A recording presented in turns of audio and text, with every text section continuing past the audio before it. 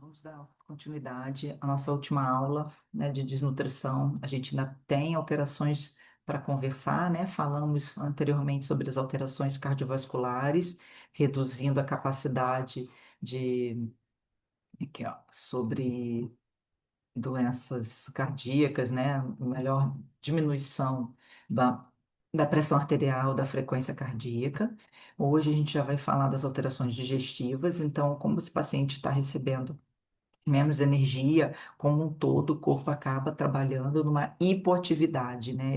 O corpo todo vai reduzindo aminoácidos, né? Não recebe fonte de alimentação, fonte externa nesses aminoácidos, começa a ter um catabolismo maior e com isso leva, com o processo a adaptação, uma redução das secreções gástricas, pancreáticas e até biliares. O tamanho das vilosidades intestinais também se reduz, tá? Então, aquela capacidade absortiva do tamanho das vilosidades e também de peristalse, ela se reduz, diminuindo a motilidade. Então, é comum os pacientes ficarem mais propensos à constipação intestinal, até porque não estão comendo, né? E também com uma redução da capacidade absortiva de nutrientes. Então, esse paciente começa a ter uma queda da absorção alimentar, e com esse achatamento das velocidades, essa perda dos enterócitos, né? Que são as células absortivas no intestino. Elas deixam de absorver adequadamente, principalmente o final da digestão, então os disacarídeos, e comum, então, esse paciente desenvolver uma intolerância à lactose, mesmo que ele nunca tenha tido problemas com a lactose anteriormente. Então, acaba podendo desenvolver isso, por isso que a gente acaba suspendendo leite, derivados e alguns outros alimentos que esse paciente possa desenvolver alguma sobrecarga.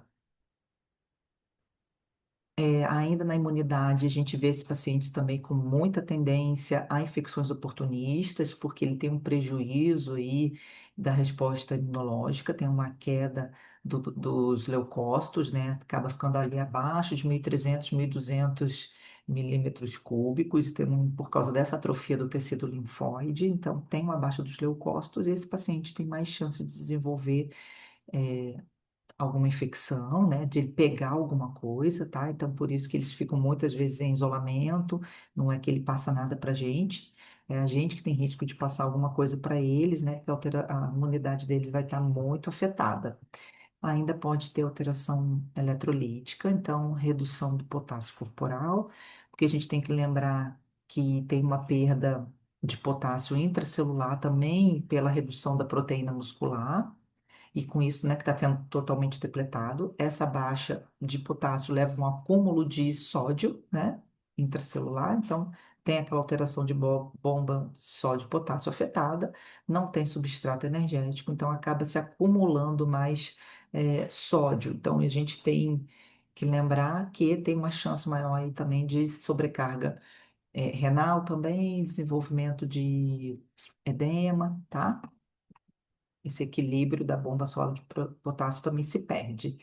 Com isso que a gente vê acontecendo de modo geral, ele perdendo gordura corporal, massa celular total, né? Massa muscular, aumento aí relativo desse volume, mas é mais inchaço, né? Retenção de líquido, diminuição das células vermelhas, tá? Então, do volume sanguíneo, dos glóbulos vermelhos, então, dos eritrócitos, né? Que são as células sanguíneas dos glóbulos vermelhos, capacidade também imunitária, tá? Então, se isso começa a ser, toda essa adaptação, o corpo ainda não consegue segurar mais por algum tempo, porque isso pode ter ficado por muito tempo, né? Esse processo todo se estendeu.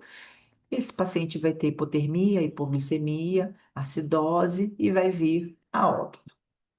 Então, quais são as causas mais comuns? Edema pulmonar, então problemas pulmonares, cardiovasculares, a sepse é um grande fator de morte entre esses pacientes e a gastroenterite. Então, esse paciente também tendo desequilíbrio do eletrolítico e uma sobrecarga intestinal, então ele não consegue segurar, não consegue absorver nenhum nutriente e começa a dar diarreia nesse paciente, gastroenterite já com toda a tendência de sepse, toda a tendência para edema pulmonar, né? Porque não acontece só uma coisa, está acontecendo tudo ao mesmo tempo. E aí eu quero lembrar de vocês as situações clássicas de desnutrição, marasmo e kwashiorkor, que já são assuntos que vocês já viram antes, né? Só para a gente lembrar, então, marasmo é um estágio final da caquexia, aquele paciente que já está há muitos anos, né? Um processo mais crônico, de doença crônica. Então, tem aquela característica que a gente fala que é caquético, né? E o cachocol é um processo mais agudo ou infeccioso. Então, hoje em dia, tem uma redução da, da desnutrição no Brasil, né? Porque vem aumentando o quê? A obesidade, né? Então, as crianças estão já num outro processo de doença, o panorama brasileiro vem aumentando, a taxa de obesidade vem aumentando, então a desnutrição por esse lado, a gente fala que está caindo, né? Mas ainda é um processo grave, tá? Então, no marasmo tem uma deficiência de peso e estatura, ela é uma criança muito menorzinha do que deveria por padrão, por percentil de altura, um déficit adiposo bem generalizado, muscular também, então tem toda aquela característica física de pessoa desnutrida. O cabelo é bem despigmentado, seco, né, com bastante alteração psicomotora, bastante vômito, diarreia frequente, né? Então, é uma criança apática. No cachocor também é uma criança apática, também tem diarreia, também tem vômito e cabelo quebradiço, despigmentado, né? Ou seja, com falhas mais brancas, só que é uma criança que tem muita atrofia muscular, então, por causa disso, ela tem uma tendência maior a edema. Então, ela tem até aquela pele brilhosa, tem um rosto mais gordinho, mas é por edema, né? Também pode vir a ter dermatose, tá? Então, mais feridinhas na pele. Então, aqui, como eu falei, ó, inclusive essa criança apresenta dermatose, pele bem brilhosa, né? Característica de uma criança como se fosse gordinha, mas ela é um processo de desnutrição grave também, tá? E aqui uma criança com marasmo, né? Criança marasmática. E aí a gente tem que entender um pouco do que está acontecendo nesse processo de marasmo, uma adaptação metabólica para um regime um consumo alimentar muito reduzido, né? Então, uma criança que está passando por fome, então ela com isso não come, então tem uma redução da produção de insulina, aumentando ali o processo de outros hormônios, e do estresse, principalmente o cortisol, tendo toda uma perda tecidual, de tecido muscular, e aí aumentando a quebra, né? Quebra de aminoácidos, de glicose, de ácido graxo, tá? Então, para síntese de energia, para continuar a produção de energia, continuar a produção de glicose para o sistema nervoso central. Então, já que não vem do alimento, acaba vindo dessa depressão do próprio corpo, né?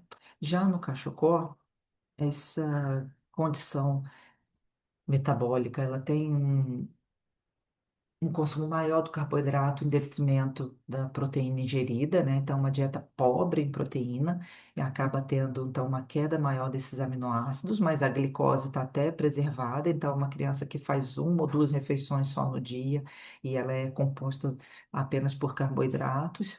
Então, tem um aumento até da insulina, mas tem ali, no segundo momento, uma falta de outros substratos. Então, parece que se preserva um pouco mais a massa de primeiro momento, mas depois vai tendo uma queda grande de aminoácidos, de aminoácidos não essenciais, e acaba tendo uma produção também de, de aminoácidos, ácidos graxos no fígado, no glicerol, né? Então, tem ali até um acúmulo, tá?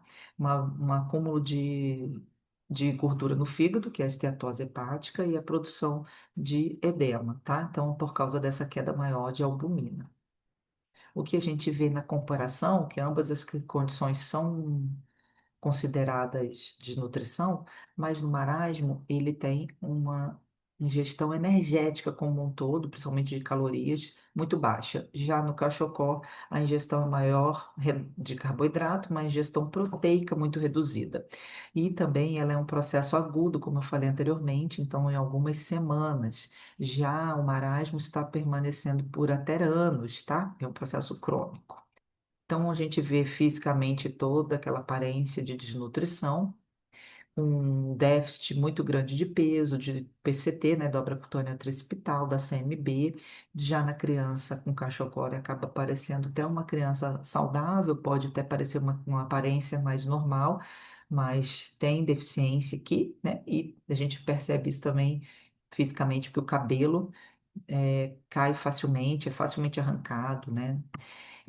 Nos exames laboratoriais, vamos dar um destaque maior pelo índice de creatina na altura, que fica muito abaixo do esperado, tá? Então, fica 60% abaixo do padrão. Já no cachocor, a alteração maior é nos linfócitos e na albumina. Então, aqui tem uma preservação maior da imunidade, enquanto que no cachocor não. Tem mais chance de ter infecções, cicatrização é comprometida, então acaba que a mortalidade é até maior por causa do processo agudo, né, do problema real de não ter esse contato com a proteína, acaba levando a processos infecciosos, comprometendo a imunidade. Então, só para a gente relembrar, o índice de creatinina na altura, ele é acima de 90 é o ideal, então quando está abaixo de 90 já tem uma depressão leve, abaixo de 80 uma depressão moderada e abaixo de 60 uma depressão grave, né? A gente vê isso nos exames de sangue. A albumina, só para relembrar também, se fosse você, já estava aqui fazendo um coraçãozinho, um asterisco, né? Então, o ideal é estar ali próximo de 3,5 gramas por cento ou por decilitro. Abaixo disso, uma depressão leve. Abaixo de 3 moderada. Abaixo de 2,4 depressão grave. Que aqui começa a ficar o processo maior para o edema, né? Quando tem essa depressão mais severa, tá? Não é aqui que eu tô falando, é aqui. E aí vem o processo de síndrome de realimentação, que pode acontecer. Então, quando, né, vocês vão ter todo esse detalhamento maior na dietoterapia, mas quando todo esse paciente tem um desarranjo previsível dessa composição sanguínea dele, porque vocês viram, esse paciente tem menos potássio, menos produção de enzimas, né? Acaba tendo também uma hipofosfatemia, então uma baixa de fosfato no sangue, tá? E aí ele tem uma dificuldade muito grande de absorção de, de alimentos, né? Então, essa hipofosfatemia acompanha esse processo de realimentação depois de um período de desnutrição. Então, quando o paciente vai voltar a comer, ele tem que voltar a comer com calma, tá? Comendo aos poucos, não pode voltar comendo tudo de uma vez. Então, pode acontecer a síndrome de realimentação, que o paciente pode ter uma morte súbita, porque se ele não está acostumado, não, fica muito tempo sem comer e vai comer, tem que ser bem aos poucos, até porque vocês viram que esse intestino não estava conseguindo tolerar, né? Não estava conseguindo absorver os nutrientes. Então, se você der comida demais, você está favorecendo até a morte do paciente. E pode dar mesmo a morte súbita por falência cardíaca, né? Então, esse alimento, ele acaba, a realimentação, né? Ele reverte esse processo hipometabólico do paciente, então tem que ser gradativo, porque senão a gente piora o paciente, que é a síndrome da realimentação.